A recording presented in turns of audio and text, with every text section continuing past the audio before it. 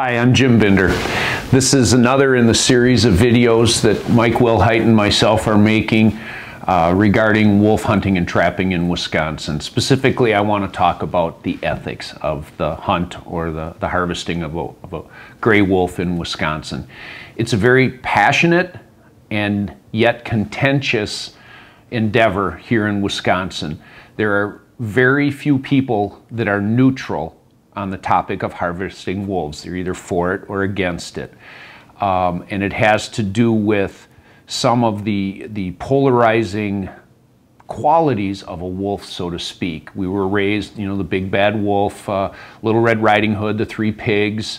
We hear the stories about people whose dogs have been killed. And then we hear the people from the other side that say, the sound of wilderness is a wolf howl. And I agree with both. I myself love to camp in an area where I can hear wolves howling in the background. So what I would start with is warning people that although your actions may be legal, they may not be ethical. And what I really specifically want to warn against is taking a non-hunter, a non-trapper, and we're talking about people that aren't anti-hunting or anti-trapping, and making them into an anti. You can do that by your actions. So the best example I give in my Trapper's Ed class is the individual that traps a coyote. He's very proud of it. And it may be the first coyote he's ever caught. Or say he's got a new hound dog and he chases that coyote and he shoots the coyote. Well, he hasn't done anything illegal or anything wrong, but he ties it over the hood of his pickup truck. And then he stops at the local grocery store to pick up some food on the way home for his family.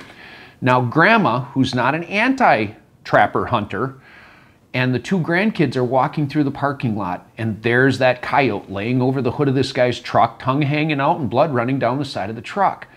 Now that could shock the grandkids, and it could shock Grandma, and it could make her into an anti.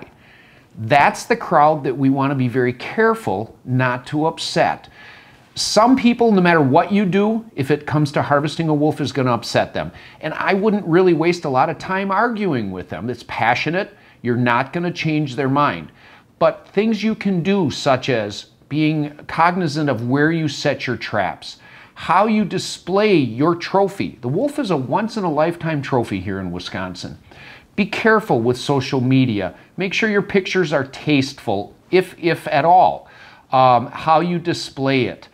How you talk about it, and the fact that you need to show some reverence for this. This is an ultimate apex predator here in Wisconsin. Your privilege to harvest that animal should be shown in the way you talk about it and the way you display it. So when you are in public, please be careful what you say and how you do things, how you proceed. Be very careful with how you transport your animal. Make sure you obey the laws and talk reverently about the animal. I appreciate that you're giving this some consideration, because I hope that we have a wolf season for many, many, many years to come. And the less enemies we make in our very first season back after not having one for 5 years, and going forward is going to be very important for prolonging this season and our ability to get out there and harvest such a beautiful predator. I appreciate your time. Thank you very much, and enjoy.